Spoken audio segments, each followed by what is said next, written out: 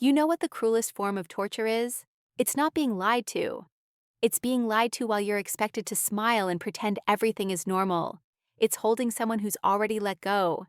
It's investing your energy into a woman who's already given her body to another man, and you're the last one to figure it out. Most men walk around blind, convincing themselves that the distance they feel is just a phase, that her coldness is just stress, that everything will go back to normal soon.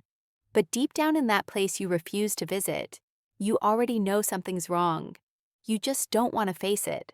And that's the trap. Because women rarely confess their betrayals, but they always reveal them. Their bodies, their habits, their words, they all leak the truth drop by drop until the evidence becomes undeniable. The only question is, will you see it before it's too late, or will you keep playing the fool in your own relationship? Today, I'm going to walk you through 8 signs that expose a woman who just slept with someone else. These aren't paranoid theories or bitter rants. These are psychological patterns that show up again and again when infidelity enters the picture. And the last sign, it's the one she can't hide, no matter how careful she thinks she's being. But before we dive in, do me a favor. Hit that subscribe button and smash the like. Drop a comment and tell me what city you're watching from, because betrayal doesn't care about borders. And I want to see how far this truth is spreading. Now, let's get into it. The first sign is something most men feel but refuse to acknowledge. It's silent, it's heavy, and it destroys you from the inside out. Number 1, the shift in physical intimacy. There's a language that bodies speak. It's not verbal, it's not logical. But when you've been with a woman long enough, you know that language fluently. You know when her touch means something. You know when her kiss carries weight. You know when she's truly present with you and when she's just going through the motions. And you also know when that connection dies. This is the sign that cuts deepest, because it doesn't announce itself. It creeps in quietly. You reach for her hand and she doesn't squeeze back. You lean in for a kiss and she offers her cheek instead of her lips. You try to get close in bed and she shifts away, mumbling something about being tired. At first, you tell yourself it's normal. Relationships go through phases. She's just exhausted. Maybe it's work, maybe it's hormones. You make excuses because the alternative is too painful to consider. But here's the truth. Most men refuse to face.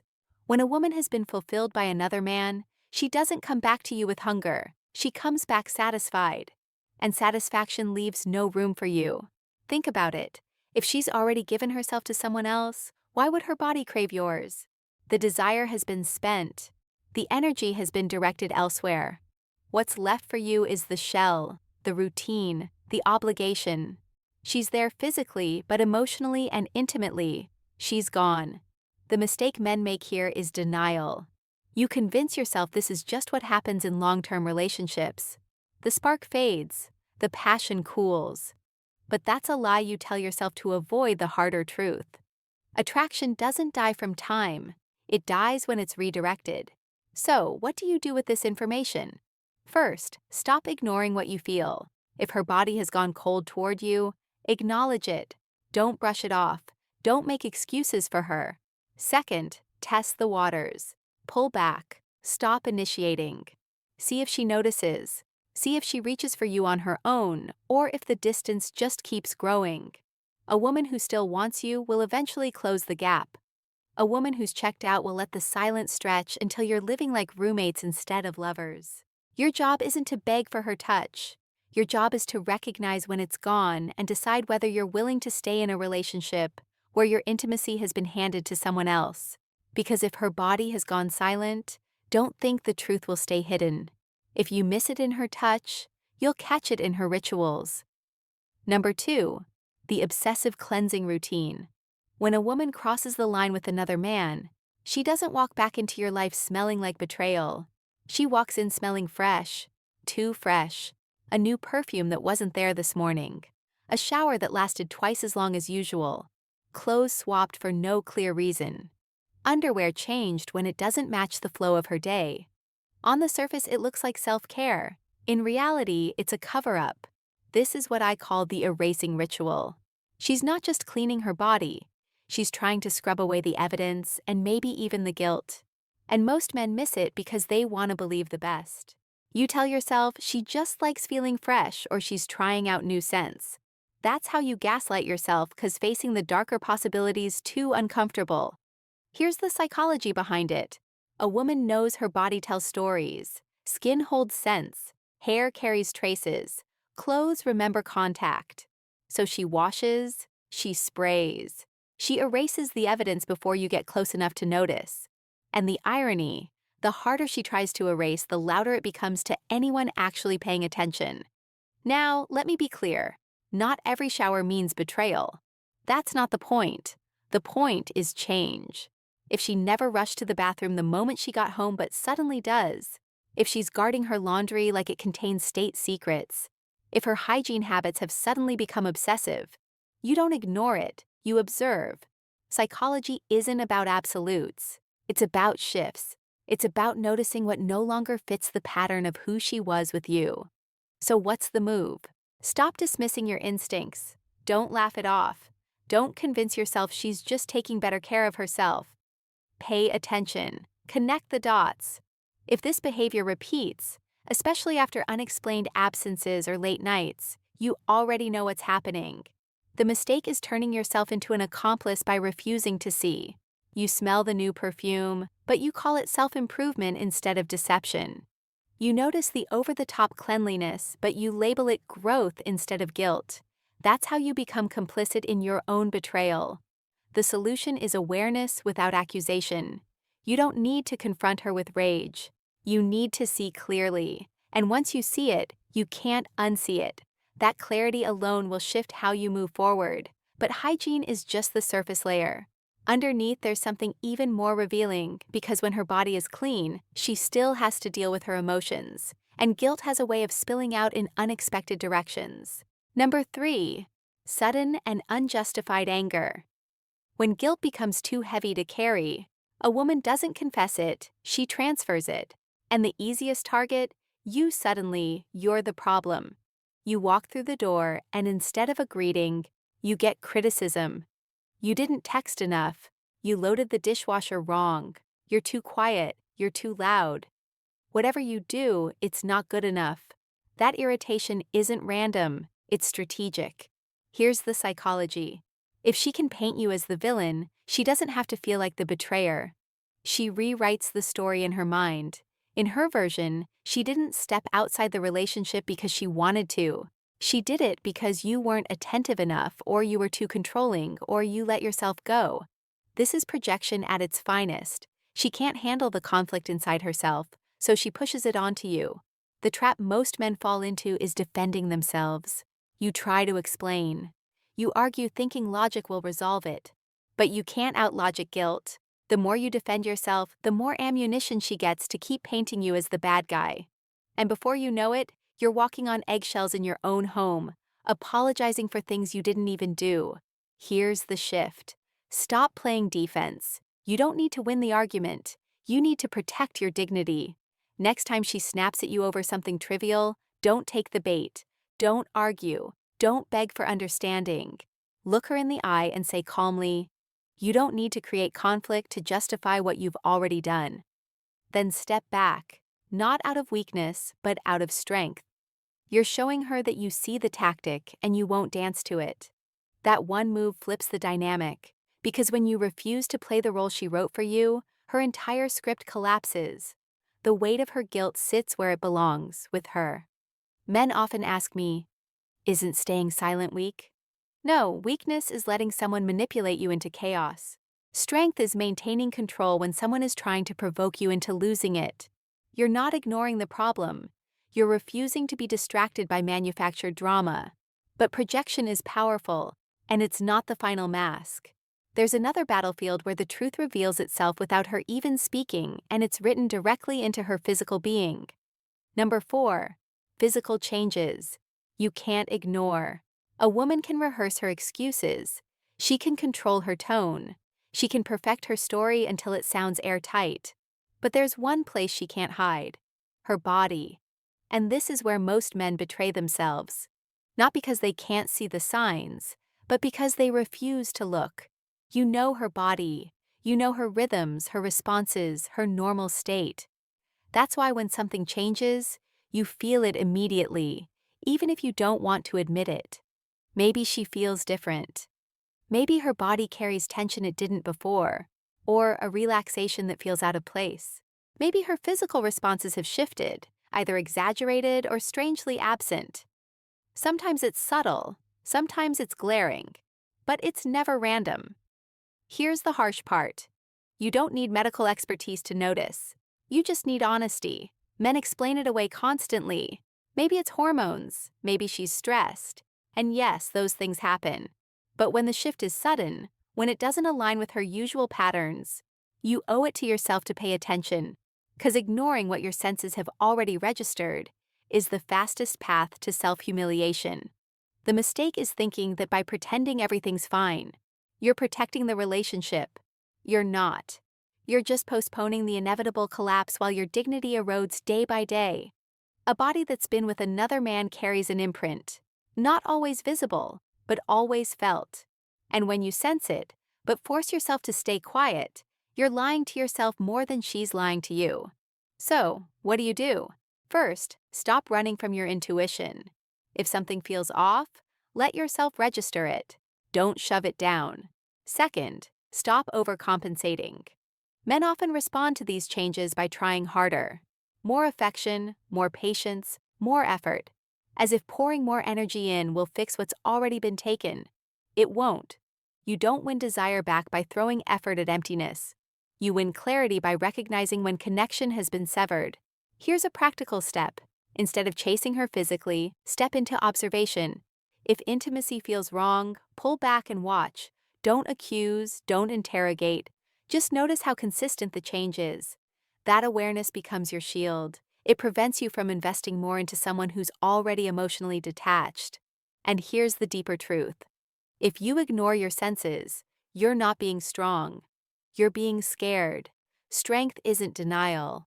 Strength is facing what you already know, even when it burns. But guilt doesn't always show up as coldness.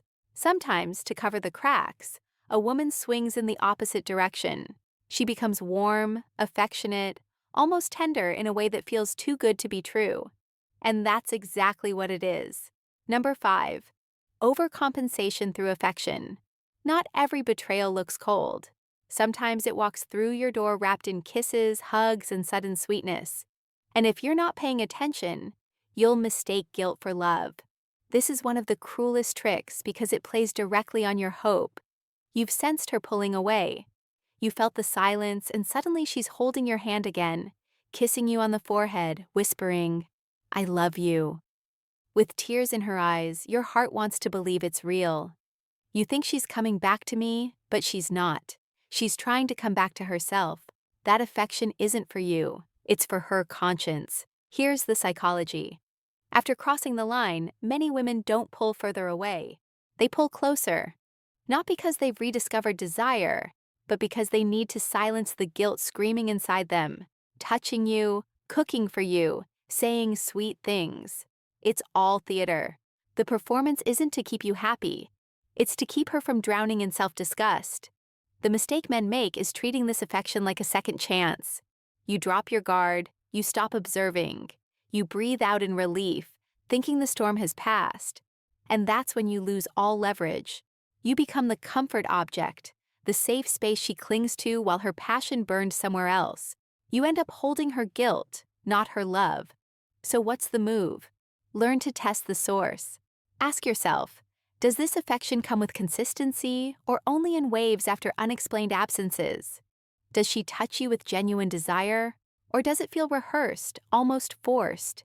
Does she look you in the eyes when she says she loves you? Or do the words feel hollow? Those questions cut through the fog. And here's the tough medicine. Don't reward guilty affection. Don't let her wipe her conscience clean on your shoulders. You don't need hugs born from betrayal. What you need is honesty, even if it's painful. Sometimes the strongest thing you can say is this: "I'd rather have your silence than your guilty embrace." That statement isn't for her, it's for you. It's your way of reclaiming self-respect in the face of false tenderness. Because love doesn't need theater. Real connection doesn't show up only after guilt. If her affection feels like an apology instead of genuine desire, you already know the difference. And once you know, you can never go back to pretending. But if you keep accepting her guilty embrace, the next stage gets worse because she won't just touch you without desire. She'll stay with you physically while her mind drifts miles away. Number 6. Emotional detachment. During intimacy, there's a difference between a body lying next to you and a soul present with you. And once you felt that difference, it's impossible to unveil it. This is where betrayal cuts deepest. Not because of what she does, but because of what she withholds. She gives you her body, but she no longer gives you herself. Picture this. You're in bed together. Everything looks normal from the outside. She's there, she touches you, she moves. She even makes sounds. But something fundamental is missing. Her eyes are empty. Her energy doesn't sync with yours. You can feel that she's somewhere else replaying a memory that doesn't include you. That's not intimacy. That's performance. And here's the brutal truth. A woman who's emotionally absent during intimacy is already gone. You're not making love. You're playing a role in her cover-up. The men who ignore this always tell themselves the same comforting lies. She's just tired. It's stress from work. But deep down, you know the difference. Tiredness still allows presence. Stress still allows connection. This absence, it's a void. The mistake most men make is pushing harder. You think if I try more, if I'm more patient, more attentive, she'll come back. So you give more effort, hoping to win her over. But the more you push, the further she drifts. Because a fire isn't missing, it's burning somewhere else. And every ounce of extra effort you give just teaches her one thing. She doesn't need to give anything back. So, what's the solution? Stop chasing ghosts. Respect yourself enough to notice when her soul isn't with you. Pull back. Say less. And most importantly, don't confuse physical participation with emotional presence. When her spirit has left the relationship, your job isn't to drag it back. It's to decide whether you'll keep lying in a bed that grows colder by the night. Here's a practical step. Next time you sense that absence, don't cover it with more effort. Pause. Look at her and in your mind, tell yourself the truth. I'm not here to beg for connection. I'm here to recognize reality. That shift in mindset alone changes everything. It stops you from being the man who tries to revive a bond that's already been buried. Because being next to a woman who isn't truly with you isn't love. It's humiliation. And if you let that humiliation settle, the next sign will expose it in plain sight. She won't just leave you emotionally absent in bed. She'll start leaving you physically absent in time. Number 7. Unexplained absences and weak excuses. When love is real, time bends to make room for it. A woman who still desires you will find her way back to you, even on her busiest days. But when her fire is gone, suddenly the clock turns against you. She's late again, and every excuse feels thinner than the last. Work ran long. Her phone died. A friend needed her. Traffic was terrible. At first, you want to believe it. You convince yourself these are reasonable explanations. Because yes, life gets complicated. But when complications turn into patterns, when lateness becomes routine, it's not about life anymore. It's about priority. And you're no longer at the top of her list. Here's the psychology. Lateness is more than just missing time. It's a test. She's not just running behind, she's measuring how much you'll tolerate. She wants to see if you'll question it, if you'll push back, or if you'll keep accepting less while hoping for more. Every time you let it slide without addressing it, you train her. You teach her that your dignity is negotiable, that your boundaries are flexible, that disrespect has no consequences. The trap most men fall into is silence. You see the inconsistency. You feel the sting, but you swallow it. You tell yourself, if I say something, I'll sound insecure or controlling. But insecurity isn't asking for respect. Insecurity is pretending you don't notice when respect is absent. So what's the move? Call it what it is. Not with yelling, not with begging, but with boundaries. The next time she drifts in late with another flimsy story, don't interrogate her. Don't demand a detailed explanation. Simply look at her and state the truth. You weren't here, and that tells me everything I need to know. Then let the silence sit.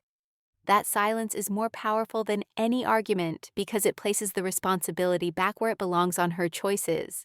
Here's a practical step. Track the pattern, not the individual excuse. Don't waste energy dissecting the details of each story. Instead, pay attention to frequency, to tone, to how your gut reacts every time it happens. Patterns tell the truth even when words don't. And here's the harsh reality. A woman who still chooses you will always come home. Maybe late occasionally, sure, but not as a habit. If she's no longer returning to you with consistency, it's because she's already returning to someone else. But lateness is only half the picture. Because even when she tries to cover her tracks, her own words will eventually betray her. And when her story collapses under its own contradictions, that's when the truth finally breaks wide open. Number 8. The collapse of her story. Stories are fragile things. They can be rehearsed, polished, repeated. But the moment pressure builds, cracks appear. And when a woman has crossed the line, her story eventually collapses under the weight of its own contradictions. You've seen it. She comes home late, words tumbling out too fast, details that don't quite match up. One night, it's a coworker who needed help. The next time you ask, it was a last-minute errand. You notice the gaps, the shifting timelines, the way her tone doesn't match her words. And most telling of all, you notice her eyes. They don't hold your gaze anymore. They dart, they drop, they flicker with unease. That's not stress. That's deception, struggling to maintain balance. Here's the mistake men make. They demand airtight evidence. They want proof, a smoking gun, something undeniable before they'll trust their instincts. But the truth doesn't always come with receipts. It comes in inconsistencies. It comes in the way her story unravels. The more you listen, the harder she tries to control the narrative, the more obvious it becomes that the narrative is slipping through her fingers. So, what's the move? Stop playing detective. You don't need to gather evidence for a courtroom trial. You already have the signals, the changes, the silences, the patterns. When her story collapses, you don't argue with it. You step out of it. You don't beg her to make it make sense. You don't yell for confessions. You simply decide, I don't believe you, and I don't need to anymore. That's not an accusation, that's a boundary. And here's the empowering shift. Once you stop demanding explanations, you reclaim your power. You stop being the man chasing clarity from someone who thrives on confusion. You become the man who draws the line. And the line is simple: respect or nothing. Here's a practical step. Practice quiet recognition. The next time her story starts wobbling, don't fill the silence with questions. Let it fall. Don't rescue her from the weight of her own contradictions. That silence is your ally. It exposes what words are trying to hide. And understand this, you don't need to scream cheater to regain your dignity. All you need is clarity and the courage to act on it. Because when her story collapses, the truth is no longer the issue. The only issue left is your decision. Will you keep lying to yourself, or will you stand up for the man you know you are? You've just heard the 8 signs. And let's be crystal clear. This isn't about turning you into a paranoid detective, obsessively hunting for every tiny detail. It's about opening your eyes so you stop betraying yourself. Because the harshest betrayal isn't what she does in secret. It's what you allow yourself to ignore in plain sight. The goal here was never to catch her red-handed.